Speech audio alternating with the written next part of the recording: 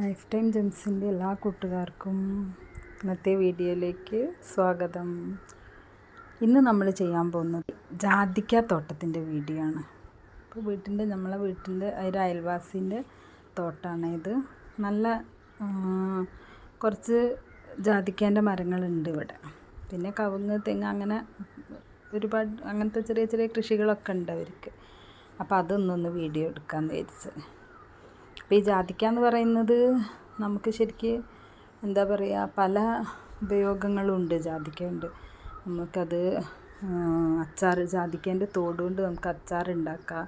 പിന്നെ അതിൻ്റെ ജാതിപത്രി നമുക്ക് പാചകത്തിനൊക്കെ ഉപയോഗിക്കുമ്പോൾ മസാലകളിലൊക്കെ ചേർക്കുന്നുണ്ടല്ലോ, അത് ബിരിയാണി അങ്ങനത്തെ മസാലകളിലൊക്കെ ജാതിപത്രി ചേർക്കുന്നുണ്ട്. പിന്നെ ജാതിക്കേൻ്റെ കുരു ഉണ്ട്, ഏറ്റവും ഉള്ളിലുള്ള ഒരു കറുപ്പ്, ഇതിൻ്റെ ഉള്ളിൽ വരുന്ന ആ കുരുവിനെ അരച്ചിട്ട് തേനിൽ ചേർത്ത് കഴിച്ചാൽ വയറിന് നല്ലതാണെന്ന് പറയുന്നുണ്ട്. ഒരുപാട് കഴിക്കരുത് കേട്ടോ, ഒരുപാട് കഴിച്ചാൽ അതിന് ദോഷങ്ങളുണ്ട്.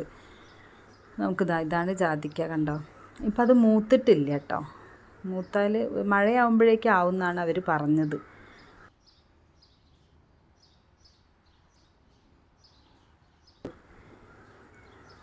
കണ്ടോ, തോട്ടം കണ്ടല്ലോ എല്ലാവരും. നിറയെ കായ്കളുണ്ട്, താഴെ വരെ കായ്കൾ ഉണ്ടായിട്ടുണ്ട്. പക്ഷേ കുറച്ചും കൂടി സമയം, മഴയാകുമ്പോഴേക്കും അത് അവർ വിളവെടുക്കുള്ളൂ.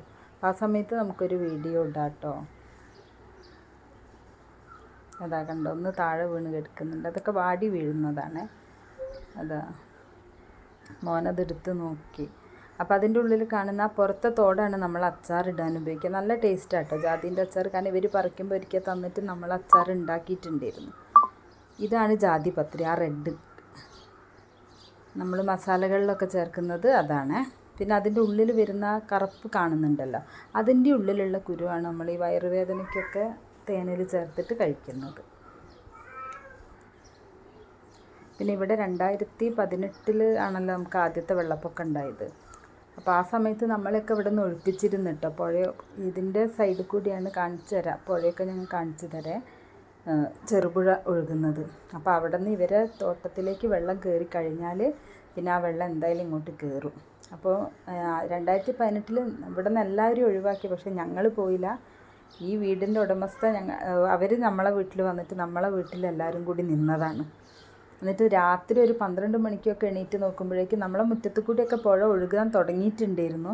പക്ഷെ അപ്പോഴേക്കും വെള്ളം വലിഞ്ഞ് ബാക്കോട്ടായി. അപ്പോൾ പിന്നെ മൂപ്പര് പറഞ്ഞു, സുരേന്ദ്രേട്ടൻ എന്ന പേര്, അവർ പറഞ്ഞു ഇനി പേടിക്കണ്ടെന്ന് പറഞ്ഞു. അങ്ങനെ അതങ്ങനെ പോയതുകൊണ്ട് കണ്ടോ, ഇതാണ് പുഴ, ചെറുപുഴയാണ് ഇത്. പക്ഷെ അതിൻ്റെ അടുത്ത പ്രാവശ്യത്തെ വെള്ളപ്പൊക്കത്തിൽ നമ്മൾ സാധനമൊന്നും എടുത്ത് വെക്കാനുള്ള നേരമൊന്നും ഉണ്ടായിരുന്നില്ല, മോനൊന്നും ഇവിടെ ഇല്ലായിരുന്നു. അപ്പം അങ്ങനെ ഞങ്ങൾ പോയതാണ്. ഇവിടെ നിന്ന് വരുമ്പോഴേക്കും ഉള്ളിൽ വരെ വെള്ളം കയറിപ്പോയിട്ടുണ്ട് നമുക്ക്. പിന്നെ ഇതുവരെ ഉണ്ടായിട്ടില്ല കേട്ടോ. അപ്പോൾ 9 വർഷത്തോളമായി നമ്മളിവിടെ, ആകെ ഒരൊറ്റ പ്രാവശ്യം മാത്രമേ നമുക്കൊരു വെള്ളത്തിൻ്റെ ബുദ്ധിമുട്ടുണ്ടായത്. അപ്പോൾ ഇനിയിപ്പോൾ ഈ ജാതി കേരളത്തിൽ ശരിക്കും ഇവിടെ എല്ലാ സ്ഥലത്തും ഇതുണ്ടാവും, പെട്ടെന്ന് ഉണ്ടാവും. അതിന് അധികം വളങ്ങളോ ഒന്നും വേണ്ടെന്നാണ് പറയുന്നത് ഇവർ. എല്ലാ സ്ഥലത്തും നട്ട് പിടിപ്പിക്കുക. നമ്മളെ സാധാരണ നാടൻ വളങ്ങൾ, ചാണകപ്പൊടി, എല്ലുപൊടി, പിന്നെ അങ്ങനത്തെയൊക്കെ ഇട്ട് കൊടുത്താൽ മതി എന്നാണ് പറയുന്നത്. ഇവർക്ക് അത്യാവശ്യം നന്നായിട്ട് ഉണ്ടാവാറുണ്ട് ജാതിക്ക. അപ്പം നമുക്കിനിത് വിളവെടുക്കുമ്പോൾ ഞങ്ങളൊരു വീഡിയോയും കൂടി എടുത്തിടാം കേട്ടോ.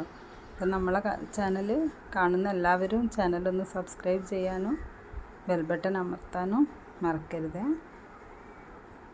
Thank you.